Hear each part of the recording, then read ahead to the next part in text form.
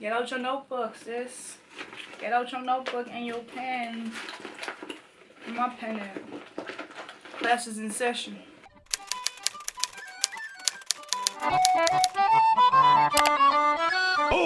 What's good, guys? Welcome back to my channel. If you are new, hi, I'm Sakaela. If you have not yet subscribed, make sure that you subscribe. It's right there. It's free $99. Go ahead and do it. I'm gonna just take this ring off because it just keeps disrespecting me. Okay. So I'm coming at you guys with 5 tips. What am I trying to say? I'm coming at you guys with 5 tips on how to get brands to send you hair. Because people have asked me, like, how do you get companies to send you hair? Like, how do you do this? So I decided to sit down and really think about what it is that I did and how it is that I got to where I am right now. You know, with my small following, but being blessed enough to have consistent hair being sent in. Okay, so tip number 1 is to post hair reviews. When I first started wearing wigs, this was in late 2016, I turned 21. Yeah, shortly after my 21st birthday, I started wearing wigs. I had posted a hair review, Burmese deep curly wig.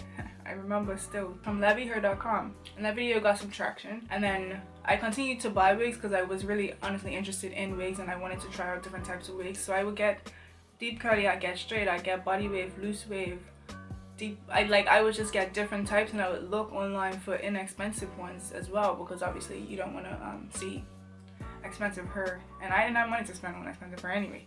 So that's the only way for you to first of all get noticed, is if you're posting her reviews. If your channel has nothing to do with her, then you're not gonna get companies in your email about it, because that's obviously they don't think that I can't talk. Obviously they don't think that's what you're interested in, so posting her reviews will help get their attention. You get me? So tip number 2 is to tag them in your posts on your other social media. So let's say you post a hair review, yeah, and then or even if you don't post a hair review, but it would be helpful if you do, because they're not gonna send you her just on Instagram unless you have a big following on Instagram, and then you can promote on your Instagram. So you post a hair review, and then you go on Insta and you post pictures about, you know, featuring that hair that you've now bought, yeah. And you're saying, go check out my channel, link to the video, da da da da. If you tag the company on Instagram, they will see your Instagram post, see the caption of the Instagram post saying, go check out my hair review. They'll go check out your hair review, see like, oh, you know, she did a little one too, you know what I'm saying? And then they might be like, okay, let me reach out and let's see if the next review, you know what I'm saying? You might get a free wig from that same company that you just reviewed. You get what I'm saying? So posting that on your social media is really, really, especially on Instagram, because they do Instagram really, really heavy, because that's all you want. You want them to notice you. Once they notice you, then they're gonna come and hit you up. You get me? So tip number 3, which I think some people may overlook, create a business email. Like, as much as you might want to use your personal email, that might be not necessarily conducive to your brand. You know what I'm saying? If your YouTube channel is your brand, essentially. It is who you are. You get me? So like, I'm Sakaela Justice. Like, my name is Sakaela Justice, last name as well, but I'm Sakaela Justice. So my email is sakaelajustice@gmail.com. You will find it in the description box. Business inquiries / sponsorships, please email me at this email right here. So brands know that if they do want to reach out, that is how they contact me. You have that in your description box so that they can see it when they see your videos and they go scroll down and it's there. I know some people have it just like in their about page. Ain't nobody gonna look in your damn about page trying to find out how to contact you. You leave all your contact information in the description box, even if it's just your Instagram. I mean, they might hit you on Insta, but it's more professional if it's a email. That's how they really communicate. So make sure that you have a professional looking email address. Not no SAKA number 3L, you know what I'm saying? Like, just make sure it looks professional and it just lines up with your brand, because then they'll really want to like hit you up. You get me? Like, if I see an email from some wonky email address, I'm not gonna take them serious. Just think about that when you have your channel. Tip number 4, if you are a really small channel, which honestly I personally don't think that it matters how big your channel is, it's all about your engagement. So let's say you have 500 subscribers, yeah, but you're getting 400 views on each video. That means your engagement is really well and you're getting comments and your likes and da da da da. But if you feel, I do feel like it could be helpful if you're under 5,000 subscribers, to leave your subscriber count off. If you want to, you don't have to do that. I didn't do that and companies still reached out to me. I'm trying to remember the first time a company reached out. I probably had over 1,000, but maybe less than 5,000.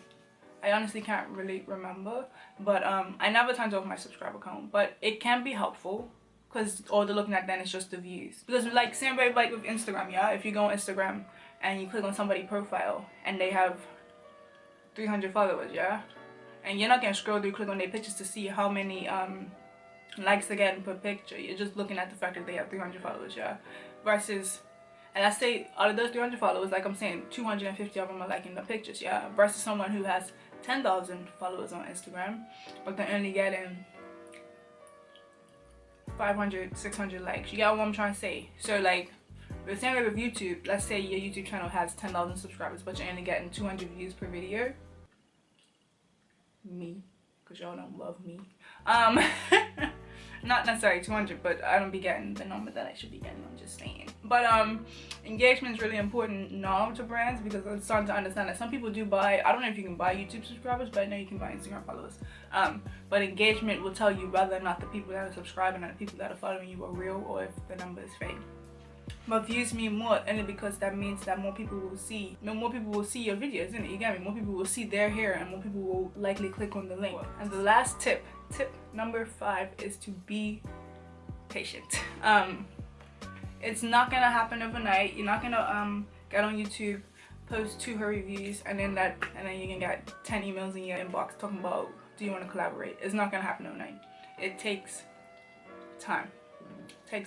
So you have to be patient. You have to just wait until they see you. And if you are bold enough, you can email the companies and ask them. They may check out your channel and say yes, or they'll say no. It's not all peaches and cream. Let me just tell you, because this room is on my name. It's not all peaches and cream. I'm going to just let you know firsthand. Being an influencer, I'm not a social media influencer. I just like her. I'm not an influencer. Being on social media, being on Instagram, YouTube, and doing her reviews, it can get a little stressful, especially when, because sometimes you get too excited, yeah, and you'll have, let's say, 5 companies in me up. Sometimes you can get too ahead of yourself, and then you start saying yes to all these different companies, and sometimes they take too long to respond to you, so you say yes to a different company, and then that company will then respond and be like, oh, we just sent it out, but you've just said yes to 2 other companies because you thought that company wasn't going to respond to you. Because sometimes what happens is, yeah, a company will reach out to me, would you like to promote our hair? I'll say yes, they'll say pick out a wig, cool, we'll send us the address, blah blah blah, we'll send you the tracking info once it's shipped out, right? So I'll get that email and I'm like, alright, cool, that week's coming. And then a week will go by and I won't have the tracking number, you know. And sometimes that does happen where they'll say they'll, and then they just don't. They just find somebody else that they wanted to work with instead, you feel me?